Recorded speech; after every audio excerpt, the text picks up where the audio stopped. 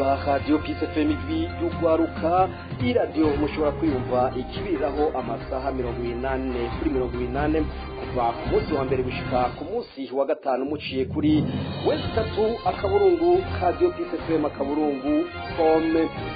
Amakuru twabateguriye igenekerezo rya 11 ukwezi kwa gatandatu agizwe n'ingingo nkuru zikurikira.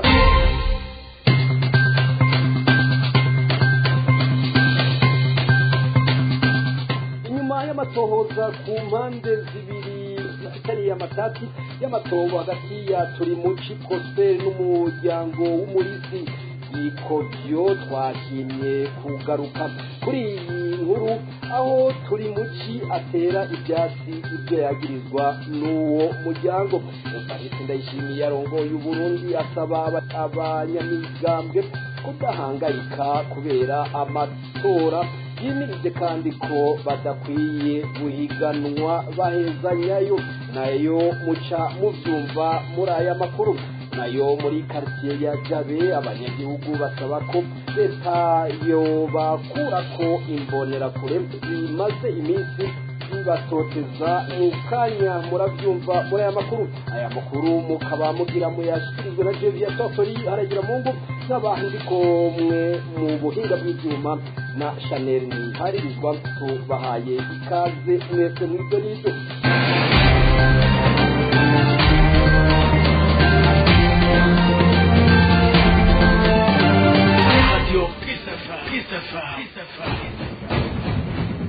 Mu makuru yacu yo kwigenekerezo rya gatandatu ruheshi umwaka w'ibihumbi 2024 twarababwiye amakuru avuga ku banyagihugu vyavugwa ko bafitaniye amatati y'amatongo n'umugwiza tunga Turimuci Prosper. Inyuma yo kuronka amakuru yo ku mpande zose twashimye kuyigarukako. Turimuci akavuga ko atatongo yigeze aburana n'umunyagihugu n'umwe ahubwo ko abakozi biwe bashamiranye n'abakozi ba Gikovyo Bernard igihe bari bagiye guca ibiti vyiwe. Inkuru dushikirizwa na Joe Philbert Karangwa. Nkuko twari twabibashikirije mu makuru yacu yo kwigenekerezo rya gatandatu ruheshi umwaka wa 2022 mu nkuru yavuga ko umugwiza tunga wo Murundi Turimuci Prosper ariko aratoteza umuryango w'umuhisi Gikovyo Bernard twavuye turonka Turimuci Prosper anagira ico bivuze ko Turimuci yemeza ko ata muntu n'umwe bapfa itongo. Ico bikoze akemeza ko uyu muryango wa Gikovyo Bernard awuzi kandi ko by'ukuri arababanyi. Naho umuryango wa Gikovyo uvuga ko uyu mugwiza tunga yabahohoteye yitwaje ko abasumvye ubutunzi. Aha Turimuci yabwiye icuri ry'ugwaruka ko ibyo yagirizwa n'uwo muryango byose ari binyoma byambaye ubusa. Naho biruko tumubajije ibijanye nuko yagirizwa kubanyaga izuba riva, aha yabwiye uruganda rwacu ko imyaka agezemwo atari yo kuniganira amatongo kandi ibindi biri mu manza kandi bitararangira. Kubijanye n'imiryango bivugwa ko yose hamwe ari 30 yoba yarayomoye ku mutumba akawita uwiwe. Aha abo bafitaniye amatate avuga ko kwabaye ukumuremeka inteba ishushe ko ivyo atavyigeze biba kandi ko ataburenganzira abifitiye. Hagati aho Turimuci avuga ko amategeko amurekurira guca ibiti ku mugaragaro, naho abakozi biwe bagiye kubica bagahangana n'abakozi basanzwe bakorera umuryango wa Gikovyo. Aha yabwiye Radio Peace FM y'ugwaruka ko kera haba ivyo bita kuvyirira byatangujwe n'umugambi witwa Bututsi mu ntumbero yo kuhatera ibiti no kwereka ahegukira buri muntu, kandi ko muri iryo tongo ryari imisaka imbere yuko ahatera ibiti. Anavuga ko atabiteye wenyene ahubwo hari n'abandi babiteye. We akemeza ko atatongo aburana ahubwo ko ashaka gukuramwo ibiti vyiwe kandi ko iki kibazo kiri mu butungane. Turimuci asaba ko umuryango wa Gikovyo woreka kumukorera inteba ishushe mu kumwambika ibara ahubwo bagashira aho intahishize gutyo amatata gatorega umuti burundu. Aha mwomenya ko impari hagati y'imiryango uko ari ibiri zimaze imyaka irenga 30 zitaratorerwa inyishu. Ico bikoze bivugwa ko ubutungane bwa kino gihe bwabihagurukiye kugira ngo iki kibazo giherengetere. Joe Philbert Karangwa ndagushimire ndakumenyesha yuko muri politike umukuru w'igihugu Ndayishimiye yatangaje kuri uyu wa gatandatu ko igihugu ciwe caronse umusesekara mu bisata byose kubwiwe Uburundi ntibwari bwigere buhezagirwa nk'ubu. Evariste Ndayishimiye abona ko abarundi bashobora gushikira ubwigenge mu vy'ubutunzi. Ni kuri uyu wa gatandatu aho umukuru w'igihugu yari yitavye ibirori byo kwibuka ku nshuro ya kane urupfu rw'uwo yasubiriye Pierre Nkurunziza. Inkuru ndende na Diane Kaneza. Umukuru w'igihugu nta makenga afise ko Uburundi butari bwigere bubaho neza nk'iki gihe ari ku burongozi bwabwo. Ndayishimiye agashima Imana ko yishuye amasengesho yiwe. Ashinga intahe ko yazungurutse mu gihugu ciwe muri iyi minsi iheze kugira ngo arabe ko intara zose zaronse umusesekara mu bisata byose. Akemeza ko ari rya mbere mu buzima bwiwe kuba abonye umwimbu w'umusesekara mu gihugu aramutswa. Agatanga akarorero ko hariho umwimbu w'umusesekara w'ibigori ku buryo wo kwibaza nimba abarundi bonyene bazoshobora kubifungura. Akemeza ko hariho kandi umwimbu mwinshi w'ibiharage. Kubwiwe abarimyi ntibanashobora kwimbura byose kuko umwimbu ari mwinshi ku buryo badashobora kubirandura byose. Mu byo yiboneye imirima yuzuye ibiharage. Ivyo biharage vyiyongereye ku mwimbu w'ibigori. Mu myonga nka yose umwimbu w'umuceri ari umusesekara. Uwo arongoye igihugu ca mbere gikenye ku isi abona ko ubworozi bw'inkwavu bushobora guteza imbere igihugu ciwe. Ku munsi mukuru witiriwe ugukunda igihugu yasavye ko hoza umuhinga mu bworozi bw'inkwavu. Evariste Ndayishimiye arongoye igihugu muri ico bisigaye vyanka ko abantu biyunguruza no mu gisagara c'ubudandaji Bujumbura ahari ubuzi bwinshi bwa leta. Arababazwa no kumva ko Uburundi ari igihugu ca mbere gikenye ku isi kandi ko bitamunezera na gatoya kuva aho yumviye ko bavuga ko Uburundi ari igihugu gikenye ku isi. Umukuru w'igihugu c'u Burundi haremera ko abeshi mu ndongozi z'Uburundi ubu bitayeho amatora gusa aho kwiyumvira gukora mu ntumbero yo guteza imbere igihugu. Neva abona ko igihe hegereje amatora umengo satani acatwara abarundi bose kandi ko bamwe bavuga ko ikiringo ciwe giheze. Aha akibaza nimba azosubira kwizegwa akaja ku rutonde rw'abitoza. Kubwo uwo mukuru w'igihugu c'u Burundi Uburundi ntibushobora gushikira ubwigenge mu butunzi nk'abanyagihugu bo mu bihugu biteye imbere mu gihe indongozi zihiganwa nabo mu burimyi ni mu bworozi. Kimwe mu bituma ubwiwe batigenga mu gihe batakaza akazi canke bagiye mu karuhuko k'izabukuru. Mu ijambo ryiwe yavuze gake izina ry'uwo yasubiriye Pierre Nkurunziza nubwo amwita sogokuru mu gihe ariko arondera kubonwa neza n'abanywanyi b'umugambwe CNDD-FDD. Evariste Ndayishimiye yasubiriye kwemeza kandi ko indongozi ziwe zijya ibiturire cyane zikaba zitanagira integuro n'imwe yakazoza ingorane zibiri zo gutorera umuti kugira ngo Uburundi bube bwifashe muri 2040 kandi bube buteye imbere muri 2060.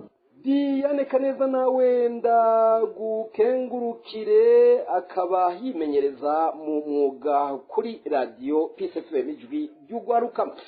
Umukuru w'igihugu Ndayishimiye Varisito ahamagarira abarundi gushira imitima mu nda mu bijanye n'amatora. Ndayishimiye abwira cyane abanyagihugu guhiganwa batahezanyayo kuko amahoro yabonetse hasigaye guhiganirwa iterambere gusa. Kurikira Evariste Ndayishimiye. None nitwa dushaka ko mu Burundi amatora agenda neza, mbega ntibishoboka yuko igihe tuzoba tujya dutanguze higanwa ko abazokwitoza bokoranira hamwe kuri stade bagategerezwa impanuro tukanababona imigambwe yose ikoranye abazokwitoza bose bagakorana? Ntibishoboka kugira ngo tugende dusezeranye ko tutagiye twebwe no gutebanwa ntituba tugiye guhiganwa.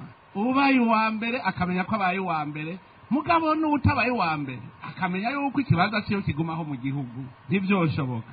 Ako nako ndiko ndatuma je ndifuza yuko nobona amatora y'umwaka uza ari amatora koko tubonana kurya kw'abahiganwa mu nkino, abo bose bazokwitoza tukababonera hamwe twese turi mu migambwe yose, hanyuma na seni izikironka akanya ko kwibutsa amategeko y'urukino kugira bize bigende neza.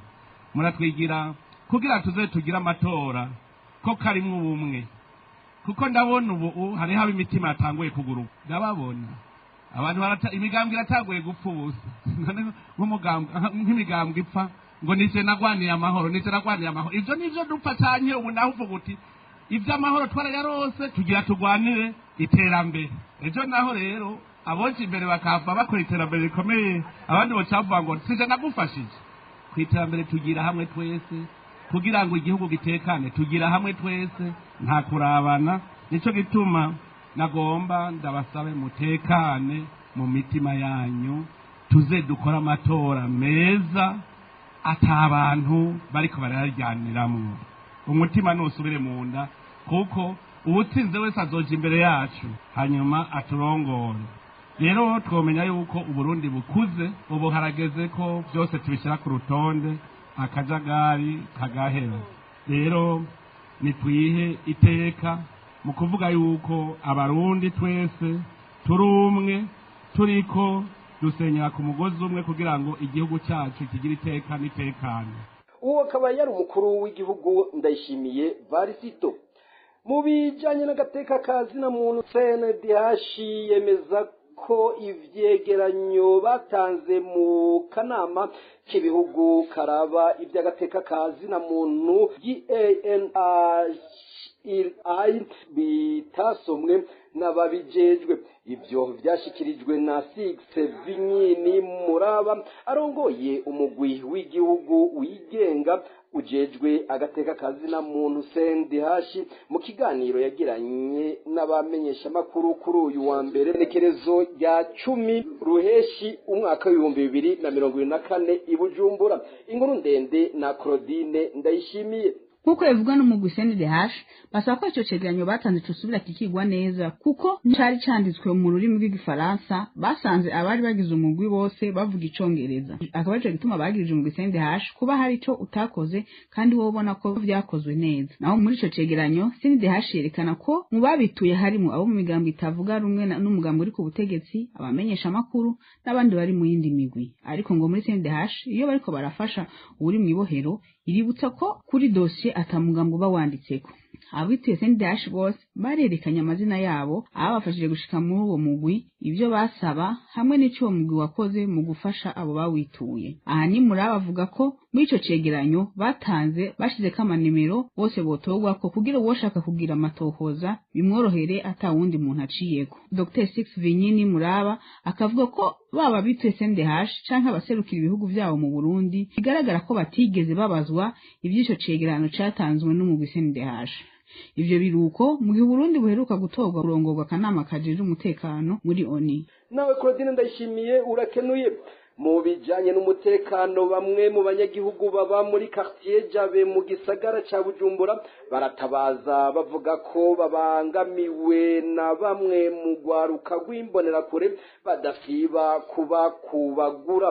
Ubuzima n'umutekano wabo bikaba bigeramiwe n'izo mbonera kure zigize ntakogwa ko, bagasaba abazikuriye kuzihanura kugira zihagarike ivyo bikogwa bitabereye zikorera abo banyagihugu. Inkuru dushikirizwa na Odasi Kaburo. Izo mbonerakure zitungwa agatoki n'abanyagihugu bo kwijabe mu gisagara ca Bujumbura ko zigisibije mu guhungabanya umutekano wabo. Iziza kwisonga ni Nyandwi Akinasi arongoye izindi mbonerakure muri iyo quartier Jabe. Ayo maroregwa ayakora afatanije na mugenzi we azwi ku izina rya Vianney hamwe n'abandi tutarabasha kumenya amazina yabo. Abanyagihugu bagatabaza bavuga ko iyo mbonerakure ikuriye izindi kwijabe amamuko yayo yayo yaje iva mu ntara ya Rumonge nk'uko mu gisagara ca Bujumbura n'ahandi mu gihugu hagati hagiye hakwirakwizwa imbonerakure zizanwa zikuwe mu ntara zitandukanye hamwe no mu makomine hirya no hino mu gihugu hagati, izivuka muri ivyo bice vy'u Burundi zicanwa ahandi zitavuka mu ntumbero yo gucungira hafi abo leta y'u Burundi yikeka ko batayemera, ari nazo zirara zikizura mu mabarabara ku mihana y'abitwa abakeba b'umugambwe CNDD FDD. Ayo mabi Akinasi akorera abanyagihugu bo kwijabe harimo no gukubitwa buyoka, uwo bahuye wese atarabiye ko ari umwana, umukenyezi, umugabo, umutama canke umukecuru. Akarorero ka hafi naho kuri uyu wa 8 Ruheshi umwaka wa 2004 abana b'abanyeshure batatu bari bavuye kuramutsa mugenzi wabo Akinasi Nyandwi ari kumwe na Vianney barabahagaritse batangura kubabaza igituma bariko bagenda ijoro, aho ni mu gihe isaha 2 z'umugoroba zari zirenze ko iminota mikeya. Abo bana bishura izo mbonerakure ko bari bavuye kwiginana na mugenzi wabo bishimira kubona barangije ibibazo vya leta bisozera umwaka w'ishure mu mahoro. Bugingo bagisobanura iyo bavuye, iyo mbonerakure ikuri izindi muri quartier Jabe we yaciye abagiriza ko ari abagwanyi b'umuharire tabara ugwanya leta y'u Burundi, aca agira ko atangura kubahata inkoni atacamira. Abana baratakambye biba iby'ubusa, abanyagihugu n'abatware barorera, abandi baraba aho banyikira kubwo gutinya iyo mbonerakure yigize ntakogwa ko hagize uharenguka yirenganira agerageza gusigurira Akinasi Nyandwi ko abo bana atakabi kabo kandi ko abazi. Hakumva ivyo ariko aramusigurira, ahubwo nawe yaciye yagirizwa ko asangiye umugambi n'abo bana b'abahungu, agira ko arakubitwa arashaya. Abanyagihugu mu bwihisho baratabaje umukuru w'igipolisi kwijabe, akihashika izo mbonerakure zamubwiye ko atabwoba abateye, ko atoyirahira ngo ababuze gukora akazi kabo bahamagariwe, kandi ko atobakangisha inkoho yitwaza kuko bamutanze kuyitwaza. Uwo mupolisi abonye bitoroshe niko kwitabaza umukuru mu gipolisi mu Nyakabiga. Ahashitse bo n'abari bamuherekeje bafashe abariko barakubitwa baja kubafungira mu gasho kari muri quartier Bwiza mu ntumbero yo gukwingira izo mpazwa.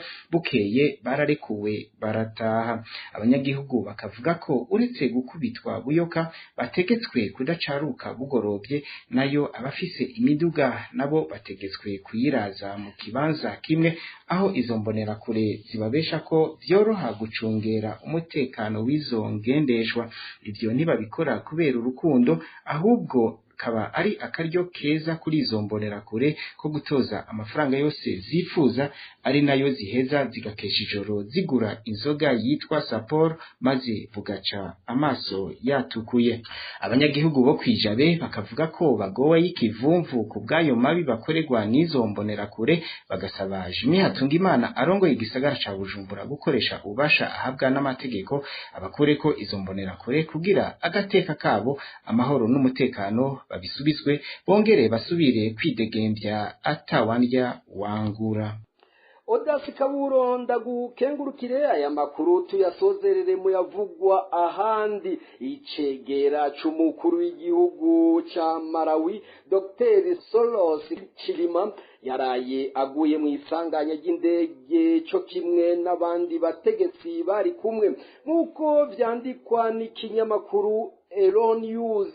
Iyo ndege ikaba yari yavuye ku mugwa mukuru wa Malawi Lilongwe isaha 3:17 kuri uyu wa mbere, yerekeza ku kibuga c'indege ca Muzuzu kiri mu buseruko bw'ico gihugu. Ikinyamakuru BBC kimenyesha ko iyo ndege itahavuye ishika iyo yari igiye. Bihutiye kuja mu bikorwa vyo kurondera iyo ndege bamenyesha ko yaguye mu ishamba, bakikeka ko yagize isanganya kubera ikirere kibi. Mu kiganiro yahaye abanditsi n'abamenyesha makuru kuri uyu wa kabiri, umukuru w'igihugu ca Malawi Lazarusi Chakwera yamenyesheje ko ibisigarira by'iyo ndege byatowe ndetse ko byemejwe ko atawarokotse mu bari bayirimwo. Dr Solosi Chilima akaba yitavye Imana ku myaka 51, akaba yari mu rugendo rwo kwitabira ifubwa ry'uwahora ari umushikiranganji muri ico gihugu nyene. Nalfa Kasambala yaramaze iminsi 4 yitavye Imana. Mu bahitanywe n'iryo sanganya hakaba kandi harimwo n'uwahoze ari umutambukanyi w'umukuru w'igihugu. Tubibutse ko mu kwezi kwa Rusama irindi sanganya ry'indege ryaheruka guhitana umukuru w'igihugu ca Irani. Amakuru twari twabateguriye kuri uyu wa kabiri naha agarukiye. Mwakoze mwese mwayakurikiranye kuva mu ntango zayo. Dushimire na Chanel Harizwa hari mu buhinga bw'ivyuma, nayo Jean Charles haragira mu muna yabashikirije. Mu nkundire duhane isango ku munsi w'ejo naga bwana.